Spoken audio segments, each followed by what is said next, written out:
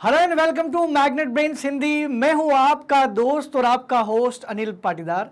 दोस्तों, आज के सेशन में हम लोग क्या बात करने वाले हैं? आज हम लोग बात करने वाले हैं क्लास 8 के सामाजिक विज्ञान के अंतर्गत जो हमारा विषय है। दोस्तों, आपको पता है इतिहास, और इतिहास में हम लोग चैप्टर नंबर 5 पढ़ रहे हैं। चैप्टर नंबर 5 का नाम क्या है? चैप्टर नंबर 5 का नाम है जब जनता बगावत करती है 1857 और उसके बाद। यानी जब जब किसी देश में, दुनिया में जनता बगावत करती है तो एक क्रांति की शुरुआत होती है। और भारत में इस तरह की क्रांति का नाम था 1857 की क्रांति। अब क्या हुआ उस क्रांति में और उसके बाद क्या हुआ, इसको समझने की कोशिश करते हैं। इसी क्रांति के दौरान अंग्रेजों की ने क्या रिस्पॉन्स दिया, यानी हमारा आज का जो टॉपिक है वो है कंपनी का पलटवार। जब हमारे देश के लोगों ने अंग्रेजों का विद्रोह करना शुरू किया तो उसके रिप्लाई में अंग्रेजों ने किस तरह पलटवार किया और कैसे इसको शांत करने की कोशिश की, आइए इसको समझते हैं। सबसे पहले खास बात मैं आपको बता दूं कि मैग्नेट ब्रेन्स एक ऐसा प्लेटफॉर्म है जो आपको सभी प्रकार के वीडियो बिल्कुल निःशुल्क यानी फ्री ऑफ कॉस्ट प्रोवाइड करता है। दोस्तों, आप चाहे तो हमारी वेबसाइट magnetbrains.com पर जा सकते हैं या हमारे यूट्यूब चैनल पर जाकर के भी आप सारे के सारे वीडियो का आनंद उठा सकते हैं। तो दोस्तों, शुरू करते हैं आज का ये टॉपिक, जिसका जो है कंपनी का पलटवार। अब कंपनी का पलटवार क्या था?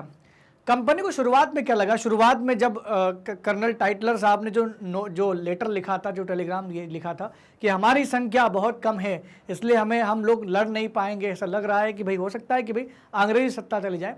अंग्रेजों ने क्या किया? इंग्लैंड से अपनी फौजें मंगवाई, और इंग्लैंड से जब सेना मंगवाई गई तो सेना ने बहुत ज़्यादा हद तक जो है विद्रोहियों को शांत करने का प्रयास किया।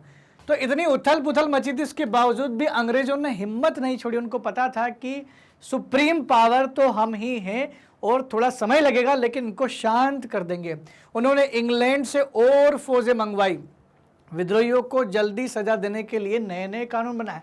जितने भी विद्रोही पकड़े जा रहे थे उनको तुरंत हाथों हाथ सजा दी जा रही थी। इससे नए नए कानून बनाए गए। सजा देने के द्वारा वो लोगों के मन में डर लाने का प्रयास कर रहे थे, क्योंकि सैन्य शक्ति को भी बढ़ा लिया था। सितंबर 1857 में क्या हुआ?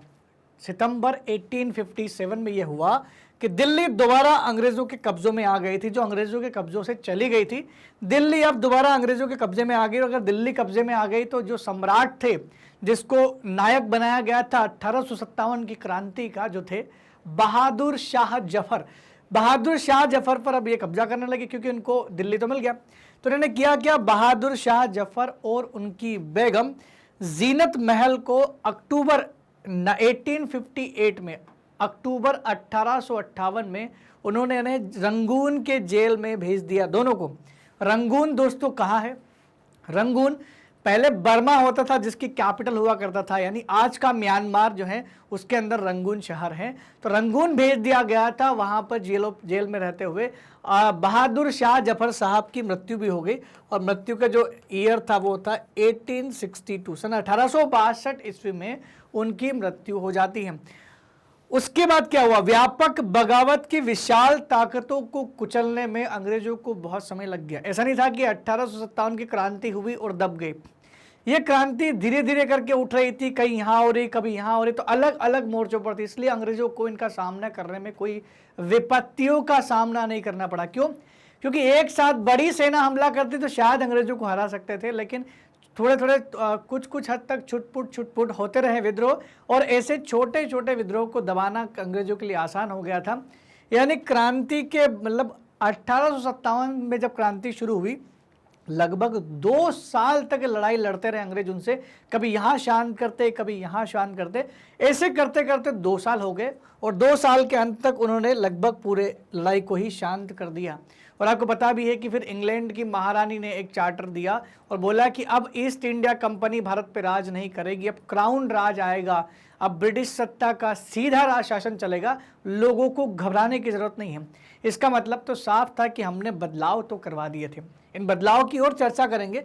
पहले समझ लें कि अंग्रेजों ने किस तरह से पलटवार किया। अंग्रेजों की विभिन्न मोर्चे पर लड़ाई होती रही, और लड़ाई के साथ साथ उन्होंने लड़ाई जीती भी। जैसे पहला तो हमने बता दिया कि दिल्ली सितंबर 1857 था, उसमें दिल्ली को उन्होंने फतह कर लिया था वापस। वैसे ही 1858 मार्च 1858 में लखनऊ को वापस अंग्रेजों ने कब्जे में ले लिया। लखनऊ जो अपने पढ़ा था ना कि हजरत महल जो थी उनके बेटे को नाम पे कर दिया था, नवाब बना दिया गया था। लखनऊ में भी बहुत विद्रोह हुआ था, लखनऊ को दोबारा अपने कब्जे में ले लिया। जून 1858 में महारानी लक्ष्मीबाई को भी शिकस्त दे दी गई। महारानी लक्ष्मीबाई की उस समय मृत्यु हो गई और शिकस्त दे दी। रानी के नाम पे बहुत बड़ा एक विद्रोह चल रहा था, उस विद्रोह शांत हो गया। क्योंकि दोस्तों ये तो रूल है कि विद्रोह जिस नेता के पीछे चल रहा है और आपका मेन सेनापति ही अगर चला गया तो विद्रोह एकदम से ठंडा पड़ जाता है।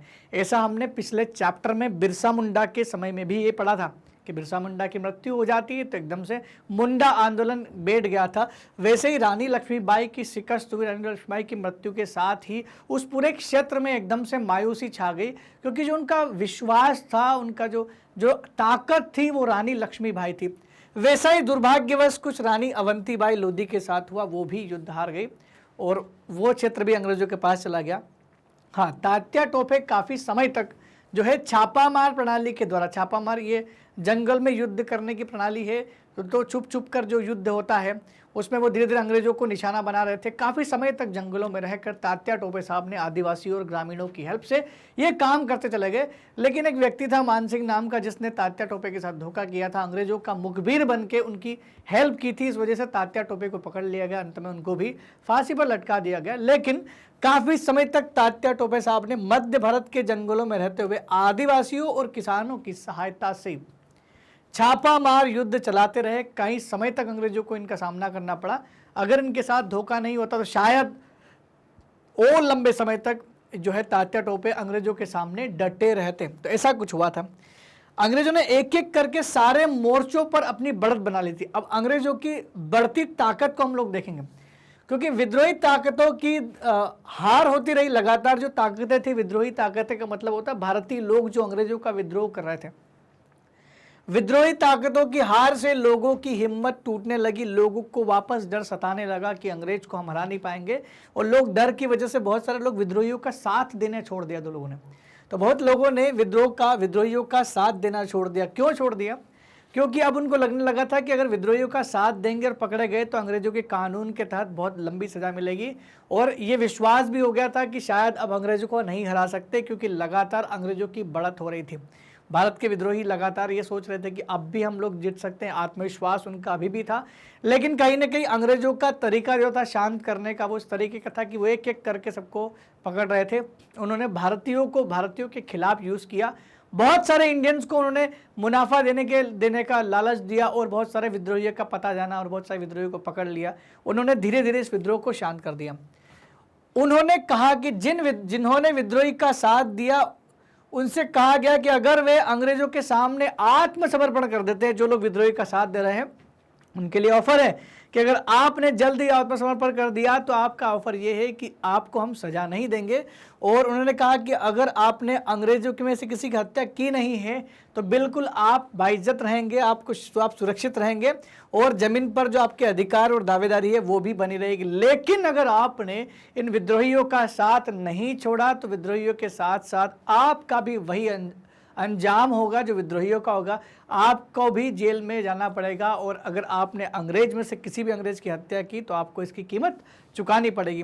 तो बहुत सारे लोग अंग्रेजों के इस प्रलोभन से वापस विद्रोही का साथ छोड़ दे कि अभी भी वक्त है, अगर आपने अंग्रेजों के किसी व्यक्ति की हत्या नहीं की है और विद्रोही का साथ छोड़ दिया तो आपकी ज़मीन वगैरह सब मिल जाएगी।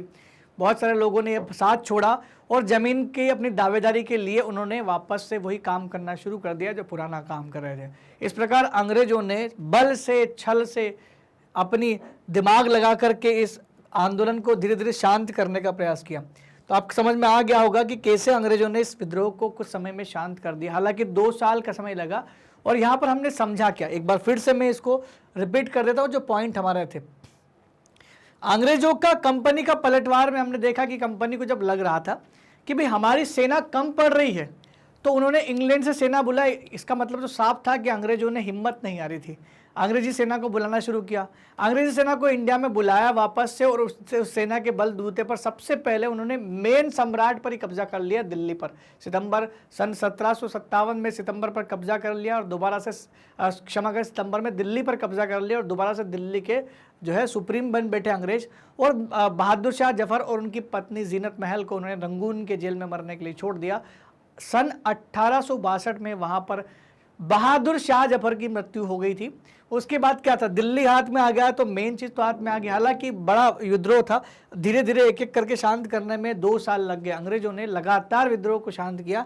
1858 में, मार्च 1858 में लखनऊ को अपने कब्जे में ले लिया। जून 1858 में महारानी लक्ष्मीबाई को शिकस्त दे दी। वैसे ही अवंतीबाई लोधी को भी शिकस्त दे दी। तात्या टोपे जो लगातार छापामार प्रणाली चला रहे थे अंग्रेजों के खिलाफ, उन पर भी उन्होंने जो है बढ़त हासिल कर ली। उसके अलावा हार से धीरे धीरे हमारे लोग के जो विद्रोही के साथ ही देने वाले थे, वो लोग धीरे धीरे क्या है, उनकी हिम्मत टूटने लगी। अब जो लोग विद्रोहियों का साथ दे रहे थे, उनने साथ देना छोड़ दिया। अंग्रेजों ने एक नया नियम निकाला कि जो लोग विद्रोही का साथ दे रहे, अगर समय है अभी भी साथ देना छोड़ करके अंग्रेजों के सामने आत्मसमर्पण कर दे, तो आपको बाइज्जत बरी कर दिया जाएगा। अगर आपने किसी भी अंग्रेज को नहीं मारा तो आपकी जमीन और उसकी दावेदारी भी आपको मिल जाएगी, अधिकार भी आपको लौटा दिया जाएगा। इस प्रकार अंग्रेजों ने ये तरकीब अपनाई और धीरे धीरे भारतीय आंदोलन को समाप्त कर दिया। दोस्तों, अगर आपको हमारे वीडियो मैग्नेट ब्रेन्स के यूट्यूब चैनल पर सीक्वेंस में नहीं मिल रहे हैं और आप पढ़ना चाहते हैं, तो घबराने की जरूरत नहीं है, क्योंकि मैग्नेट ब्रेन्स आप लोगों के लिए लेकर के आया है एक दूसरा विकल्प। और दोस्तों, वो दूसरा विकल्प क्या है? वो है हमारी वेबसाइट magnetbrains.com, जहां पर आप जा सकते हैं। आपको मिलेगा India number 1 100% free online educational platform, जो आपको देगा हर एक वीडियो बिल्कुल फ्री एंड फ्री। वहां पर आप क्या कर सकते हैं, यहां पर जाकर के आप अपने टॉप कोर्सेज को एक्सप्लोर कर सकते हैं, जहां पर आपको मिलेगा CBSE 7 से 12 क्लास हिंदी मीडियम के लिए। अब आप अपनी किसी भी क्लास को सिलेक्ट कर सकते हैं, जिस क्लास को आप पढ़ना चाहते हैं। जैसे फर्ज करो कि आप 8वीं कक्षा को पढ़ना चाहते हैं, तो क्लास 8 को सिलेक्ट कीजिए।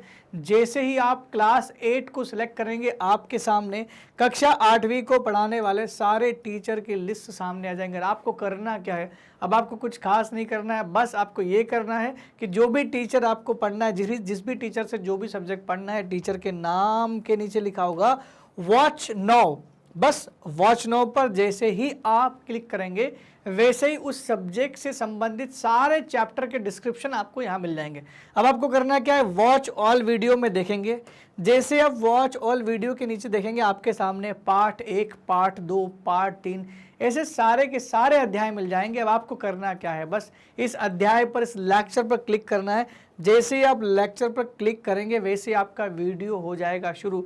आपका वीडियो जैसे ही हो जाएगा शुरू, अब आप अपने नोट्स बना सकते हैं, आराम से पढ़ाई कर सकते हैं और कक्षा में टॉप भी कर सकते हैं। तो दोस्तों, मैग्नेट ब्रेन्स आप लोगों के लिए लेकर के आया है 100% मुक्त शिक्षा, जो क्लास 7 से क्लास 12 तक के सभी बच्चों को फ्री ऑफ कॉस्ट दी जा रही है। दोस्तों, अगर आपको लग रहे हैं हमारे वीडियो बहुत अच्छे, तो कृपया कमेंट सेक्शन में लिख करके ज़रूर बताएं, और साथ ही साथ हमारे चैनल और हमारे वीडियो को लाइक, शेयर और सब्सक्राइब जरूर करें। तब तक के लिए दोस्तों, धन्यवाद। Thank you very much.